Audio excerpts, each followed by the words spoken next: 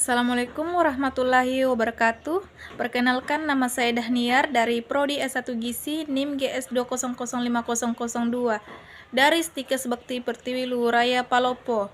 Pertama-tama saya mengucapkan banyak berterima kasih kepada Ibu Dian Purkani Hamdan, SKM MKes, selaku dosen dari mata kuliah Patisiologi PM dan PTM, yang telah memberikan kami kesempatan untuk membuat tugas PPT dan video.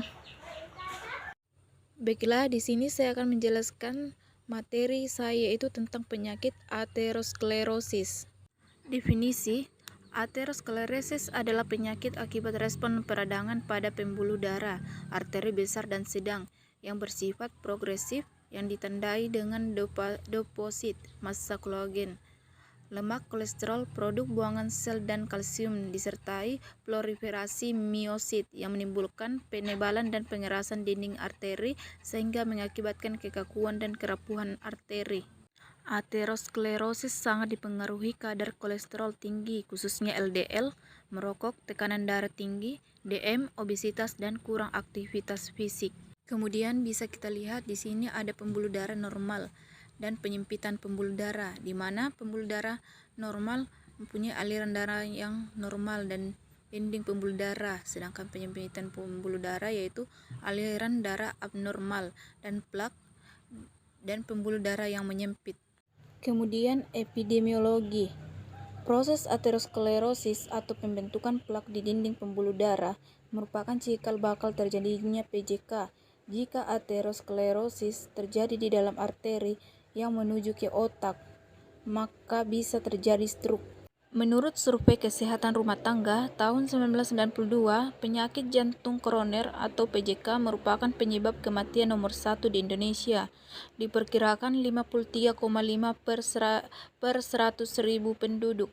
Hasil Survei Kesehatan Nasional tahun 2001 menunjukkan 3 dari 1.000 penduduk Indonesia menderita PJK. Prevalensi PJK penyakit jantung koroner diperkirakan mencapai 50% dan angka kematian mencapai lebih dari 80%, yang berarti setiap 2 orang lansia 1 mengidap PJK, dan jika terserang PJK maka kematian demikian tinggi dan hanya 20% yang dapat diselamatkan. Badan Kesehatan Dunia atau WHO mencatat lebih dari 11,7 orang meninggal akibat PJK di seluruh dunia pada tahun 2002. Angka ini diperkirakan meningkat 11 juta orang pada tahun 2020. Kemudian faktor resiko. Peningkatan kadar kolesterol darah ini termasuk kolesterol LDL tinggi, kadang-kadang disebut kolesterol jahat, dan kolesterol HDL rendah, kadang-kadang disebut kolesterol baik. Tekanan darah tinggi. Tekanan darah dianggap tinggi jika tetap pada atau di atas 140/90 selama periode waktu. Merokok ini bisa merusak dan mengencangkan pembuluh darah, meningkatkan kadar kolesterol, dan meningkatkan tekanan darah. Merokok juga tidak memungkinkan oksigen yang cukup untuk mencapai jaringan tubuh. Kemudian kegemukan atau obesitas. Kegemukan adalah memiliki berat badan ekstra dari otot, tulang, lemak, dan atau air. Obesitas adalah memiliki jumlah tinggi lemak tubuh ekstra.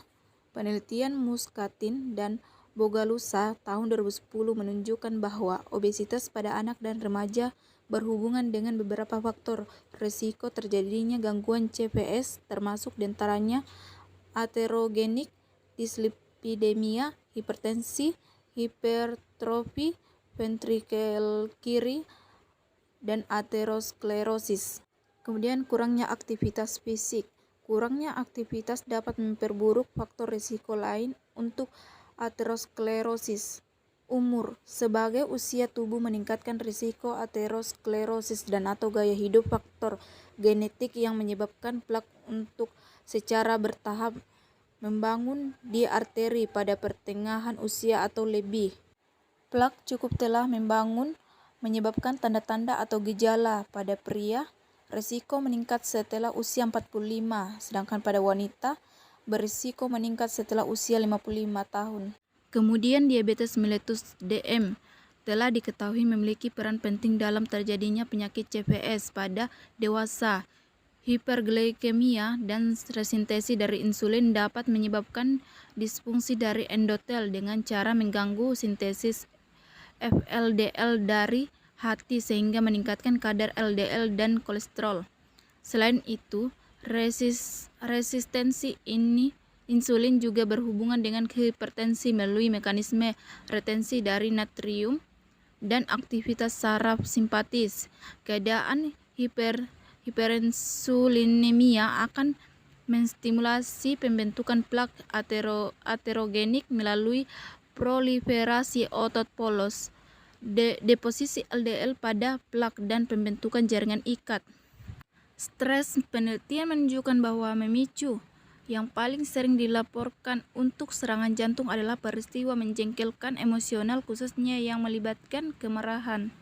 Alkohol, minuman berat dapat merusak otot jantung dan memperburuk faktor risiko lain untuk aterosklerosis. Laki-laki seharusnya tidak memiliki lebih dari 2 minuman yang mengandung alkohol sehari, sementara wanita seharusnya tidak memiliki lebih dari 1 minuman yang mengandung alkohol sehari. Kemudian genetik, manosa binding lektin atau MBL adalah molekul protein yang kadarnya sangat dipengaruhi oleh genetik dan memiliki peran penting dalam mekanisme imun melawan infeksi. Genotipe MBL berhubungan dengan penyakit struktur arteri, ditandai dengan meluasnya plak karotid, meningkatnya infark miokardium terutama jika didapatkan diabetes dan hiperkolesterolemia. Defisiensi MBL menyebabkan pembersihan agen aterogenik tidak adekuat atau terganggu sehingga deposisinya pada arteri dapat menyebabkan aterogenesis. Kemudian selanjutnya yaitu patofisiologis, di mana sel darah putih monosit pindah ke dinding arteri diubah menjadi sel-sel yang mengumpulkan lemak. Kemudian terjadi bercak penebalan di arteri atau ateroma. Kemudian arteri yang terkena aterosklerosis akan kehilangan kelenturannya, dan karena ateroma terus tumbuh maka arteri akan menyempit. Kemudian ateroma mengumpulkan endapan kalsium sehingga menjadi rapuh dan bisa pecah. Ateroma menjadi lebih besar dan lebih mempersempit arteri. Selanjutnya yaitu patogenesis. Terdapat berbagai hipotesis tentang patogenesis terjadi aterosklerosis antara lain. 1. Menurut teori infiltrasi lemak sebagai akibat kadar low density protein LDL yang tinggi di dalam plasma, maka terjadi peningkatan pengangkutan lipoprotein plasma melalui endotel, peninggian kadar lemak pada dinding pembuluh darah, kemampuan sel untuk mengambil lemak melewati ambang batas sehingga terjadi penimbunan. Kemudian kedua yaitu teori trauma endotel terjadi akibat berbagai faktor termasuk hiperlipidemia, hipertensi, disfungsi hormonal, dan lain-lain. Kemudian nomor 3 yaitu teori monoklonal menyatakan tiap lesi aterosklerosis berasal dari sel otot polos tunggal yang bertindak sebagai sumber untuk proliferasi sel lain. Kemudian keempat yaitu teori klonal senescensi didasarkan pada hubungan antara pertambahan umur dan berkurangnya aktivitas replikatif sel pada biakan. Selanjutnya yaitu gejala nyeri kronis di kaki. Seorang pasien yang menderita aterosklerosis umumnya mengeluh sakit kronis di kaki. Warna kaki juga berubah menjadi gelap dan biasanya dingin. Karena rasa sakit, pasien mungkin kesulitan dalam berjalan dan menunjukkan kelesuan dan melakukan pekerjaan. Kemudian kehilangan rambut pada kaki. Jika rambut biasanya hadir pada kaki dan tangan, pasien kehilangan rambut yang signifikan terlihat ketika ia menderita aterosklerosis. Penurunan jumlah rambut cukup terlihat dalam kasus demikian. Kemudian nyeri otot. Pasien mungkin merasa nyeri pada bagian paha, betis, atau kaki, serta sulit untuk duduk atau tidur dengan nyaman. Gejala ini tidak boleh diabaikan dan perlu dikonsultasikan dengan dokter jika nyeri terus ada untuk jangka waktu yang lama. Kemudian mati rasa pada kaki. Penderita mungkin sering menemukan kakinya menjadi mati rasa dalam kasus dia duduk dalam satu posisi untuk waktu yang lama. Dia juga mungkin merasa kaku pada otot dan merasa sakit untuk berjalan di bawah kondisi seperti itu. Cepat lelah. Perhatikan terjadinya kelelahan yang tidak biasa. Berkurangnya aliran darah melalui arteri dapat menyebabkan seseorang merasa cepat lelah tanpa sebab yang jelas. Kemudian peningkatan kadar kolesterol.